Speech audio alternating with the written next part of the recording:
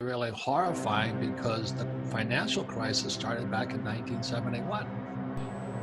I have directed Secretary Connally to suspend temporarily the convertibility of the dollar into gold or other reserve assets, except in amounts and conditions determined to be in the interest of monetary stability and in the best interest of the United States.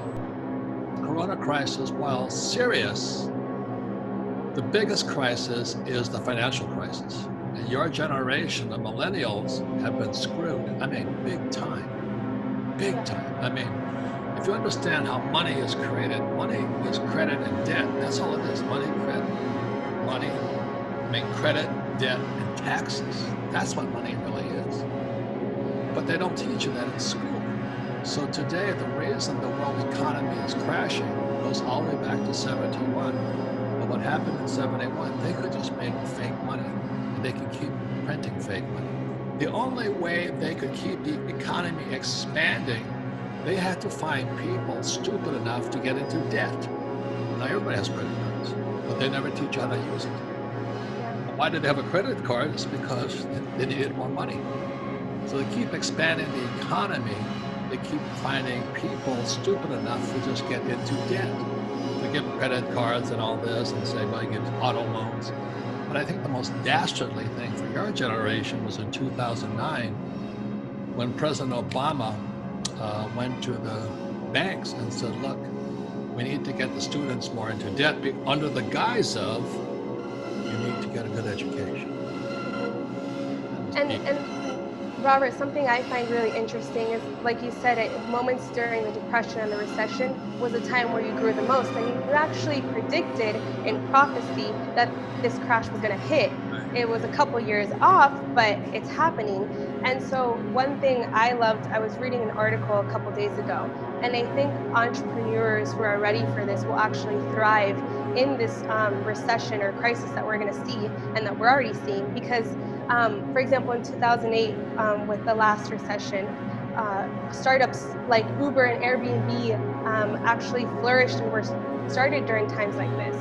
And so I think, like you were mentioning... Wait, but how about Bitcoin in 2009? Mm-hmm. You know, I wish one of you had called me and said, buy it. And Robert, one thing I love is you were talking in one of your tweets how the virus is real, but what's more real are the structural flaws we're seeing in our system.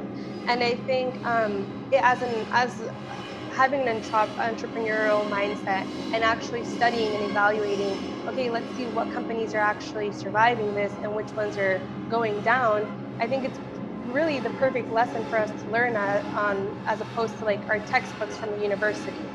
Like you said, we don't have an option. It's right now, it's either sink or swim.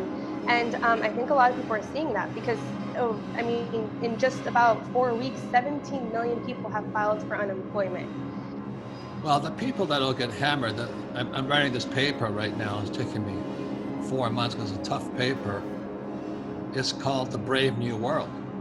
And what this Corona crisis represents is we're going into a brave new world.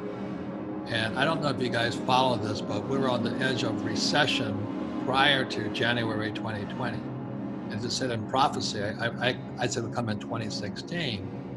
But I didn't foresee it. I started prophecy in 1999, but I didn't foresee quantitative easing and zero interest rates.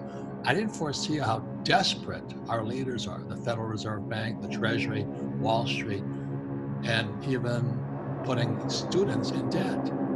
I cannot believe how desperate people are. And I was just talking to Mona, and she was saying, everybody's raising their prices. They want a higher percentage of my books, and everybody's so desperate because this world, starting from 1971, is so deeply in debt. But they don't teach you that in school.